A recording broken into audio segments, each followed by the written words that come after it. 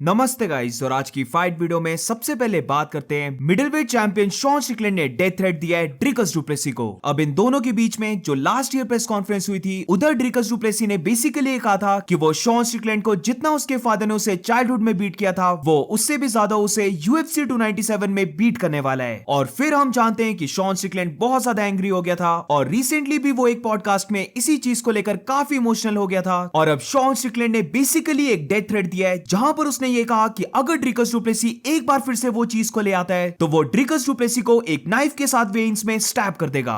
I actually sent him a message and I was like, dude, listen, Dragus, we're going to go try to murder each other. But if you bring that up again, I will stab you.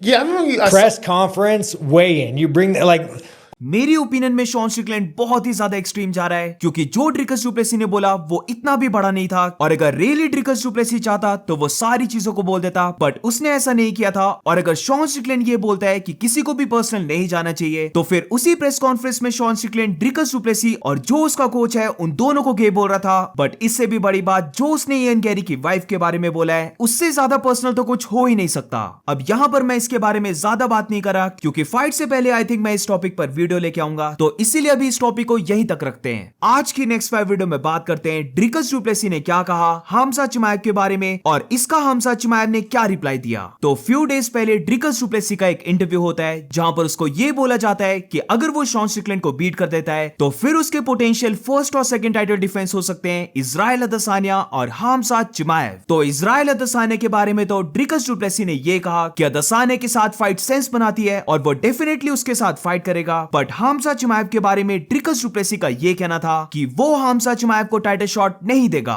जितना उसे पता है, हमजा चिमाएव एक welterweight fighter है, जहां पर recently उसने बेशक मिडलवेट डिवीजन में फाइट की है, बट वो फाइट उसने की एक वेल्टरवेट फाइटर के अगेंस्ट, यानी कि कमारू उस्मान के साथ। इस पूरे डिवीजन में हमजा चिमाएव ने किसी को भी बीट नहीं किया है एक्सेप्ट फॉर जेरल्ड मर्शार्ट, बट वो उस टाइम पर टॉप 15 में भी नहीं था, और इसीलिए अगर वो चैंपियन बन जाता है तो वो हमजा चिमाएव को टाइटल शॉट नहीं देगा। तो अब रिसेंटली हमजा चिमाएव ने ड्रिकस डू प्लेसी पर शॉट्स फायर किए, जहां पर उसका यह कहना था कि ड्रिकस डू प्लेसी अपनी नेक्स्ट फाइट को नहीं जीतेगा। सो इस ट्वीट को देखकर हम बोल सकते हैं कि शॉन स्ट्रिकलैंड और ड्रिकस डू प्लेसी में से हमजा चिमाएव के अकॉर्डिंग शॉन स्ट्रिकलैंड इस फाइट को जीतेगा। इसके बाद हमजा चिमाएव ने इस पिक को भी डाला और इसके ऊपर लिखा डिप्लेसी। इसके साथ हमजा चिमाएव ने एक ट्वीट भी किया, जहां पर उसका यह कहना था कि शॉन स्ट्रिकलैंड और डीडीपी दोनों को जल्दी फाइट करनी चाहिए, बट वो दोनों ही उसके बारे में सोच रहे हैं और उसे नहीं पता था कि वो दोनों उससे इतना ज्यादा स्केर्ड हैं। आज की नेक्स्ट 5 वीडियो में बात करते हैं हबीब नूरमागोमेडोव और हबीब के कोच हावी मेंडेस का क्या कहना है, जो रीसेंट रूमर्स चल रहे हैं हबीब के रिटर्न को लेकर। तो रिसेंटली एक फुटबॉल मैच में ज़्लातान और हबीब एक साथ मिले, जहां पर ज़्लातान ने हबीब के साथ एक फोटो को शेयर किया, बट मेन चीज जो यहां पर नोटिस करने वाली थी वो ये थी कि इस पिक के नीचे ज़्लातान ने लिखा है UFC 300 और उसने हबीब को भी मेंशन किया। तो इस फोटो को देखने के बाद फिर से रूमर्स चल पड़े कि हबीब UFC 300 में कम बैक कर सकता है। रिसेंटली हबीब ने इसी फोटो को शेयर किया है, बट इसके साथ हबीब ने यह लिखा कि UFC 300 उसके बिना होगी just like UFC 400।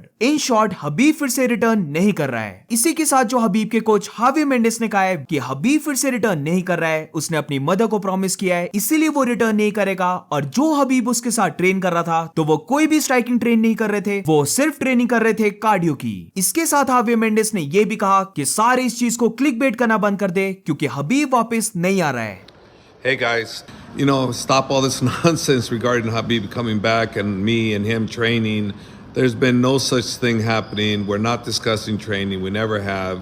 Habib is still devoted to what he said. He's devoting his time to his family. He's not working people's corners. He's not going to ever fight. And nothing has ever been discussed about fighting. No training, no nothing.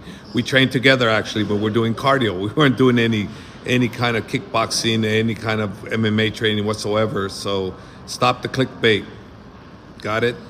अब I don't know हावी Mendes ने यहाँ पर ये क्यों कहा कि clickbait करना बंद कर दो, क्योंकि रिसेंटली जो भी हबीब के ऊपर वीडियोस बनी है कि मे बी हबीब वापस आ सकता है, वो सारी ही तभी बनी जब हावी मेंडेस ने खुद ही हिंट्स दिए थे। इसके ऊपर फुल वीडियो मैं बना चुका हूँ जो भी हावी मेंडेस ने एग्जैक्टली कहा था, बट अगर इस वीडियो में इन शॉर्ट बताऊं तो बेसिकली हावी मेंडेस ने काफी स्ट्रॉन्ग हिंट्स दिए थे, जहां पर उसने ये तक बोला था कि हबीब उसके साथ तभी ट्रेनिंग करता है जब हबीब फाइट के लिए प्रिपेयर होता है। और रिसेंटली हबीब ने उसे ये बोला कि उनके पास ट्रेनिंग करने को बहुत ज्यादा टाइम है, क्योंकि वो अभी तक फाइट मोड में नहीं आया है। तो ऐसे स्ट्रॉन्ग हिंट्स कोई भी हबीब के आसपास वाला देगा तो हबीब के रिटर्न के बारे में तो वीडियोस डेफिनेटली बनेगी। आज की नेक्स्ट 5 वीडियो में बात करते हैं माइकल चैंडलर और कॉनर मैग्रेगर के बारे में। तो माइकल चैंडलर का ये कहना है कि वो कॉनर से ज्यादा स्ट्रॉन्ग है, कॉनर मैग्रेगर उससे ज्यादा स्ट्रॉन्ग नहीं है, इसीलिए उसको वेट गेन करने की जरूरत नहीं है एंड ऑल्सो वो एक्स्ट्रा स्ट्रेंथ को गेन नहीं करेगा क्योंकि वो जानता है कि कॉनर उससे ज्यादा स्ट्रॉन्ग नहीं है। अब यहाँ तक अगर माइकल चैंडलर ने बोला होता तो ये बात बिल्कुल ठीक होती,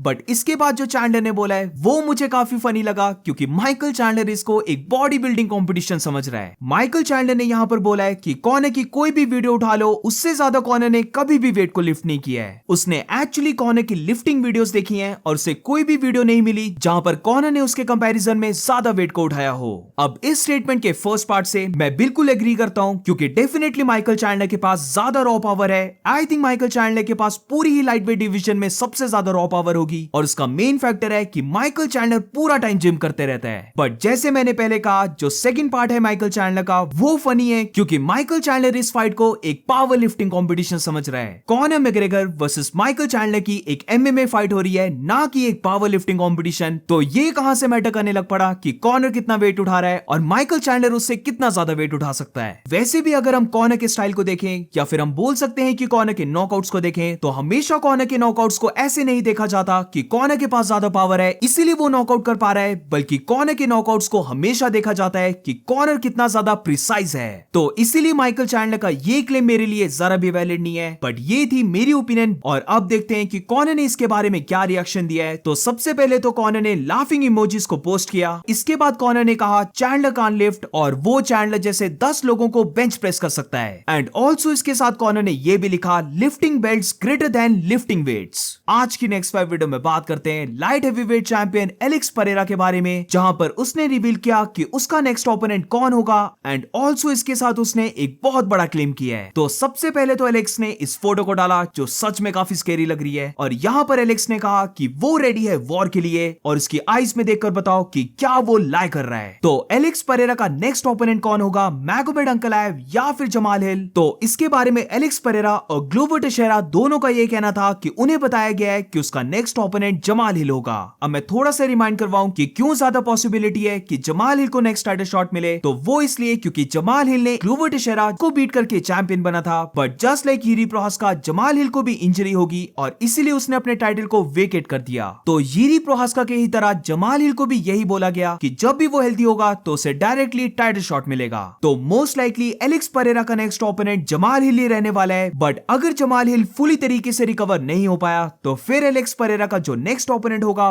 वो होगा मैगोमेड अनकलाएव। अब क्या मैगोमेड अनकलाएव UFC 300 में फाइट कर सकता है? तो यस, मैगोमेड अनकलाएव ने कहा है कि अगर उसे अपॉर्चुनिटी मिलती है एलेक्स परेरा के साथ UFC 300 में फाइट करने की तो वो UFC 300 में डेफिनेटली फाइट करेगा। बट अब बात करते हैं एलेक्स परेरा के एक बड़े क्लेम के बारे में, जहां पर एलेक्स का ये कहना था कि सबसे पहले उसका फोकस है जमाल हिल के ऊपर, बट उसके बाद उसका फोकस होगा एक और रिकॉर्ड को ब्रेक करने का और ये रिकॉर्ड है शॉर्टेस्ट टाइम पीरियड पर 2 टाइटल फाइट्स की हैं बहुत ही जल्दी। तो अब अगर हम इस रिकॉर्ड को देखें कि कौन सा ऐसा फाइटर है जिसने as a champion 2 title fights को किया है बहुत ही जल्दी, तो वो फाइटर है former flyweight champion Deiveson Figueiredo. Deiveson Figueiredo ने सिर्फ 21 डेज में 2 बार टाइटल फाइट्स की हैं, जहां पर सबसे पहले उसकी फाइट हुई एलेक्स परेस के साथ और फिर उसकी फाइट हुई ब्रैंडन मोरेनो के साथ। तो बेसिकली एलेक्स परेरा का ये कहना है कि वो इस 21 डेज के रिकॉर्ड को भी ब्रेक करने वाला है। तो इसका मतलब ये है कि एलेक्स परेरा जमाल हिल और फिर मैगोमेड अनकलाएव इन दोनों से फाइट करने का देख रहा है, वो भी लेस देन 21 डेज में। तो क्या एलेक्स परेरा ऐसा कर सकता है?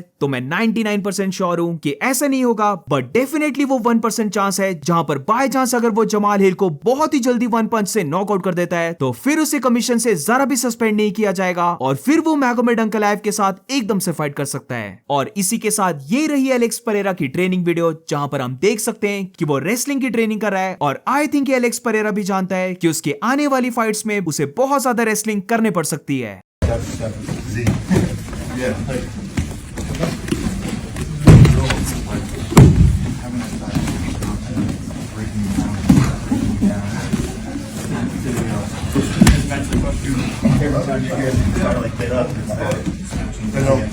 So that's it for today guys. आज की फाइट वीडियो में बस इतना ही। अगर आपको वीडियो अच्छी लगी हो तो please make sure to like and subscribe. मिलते हैं नेक्स्ट वीडियो में।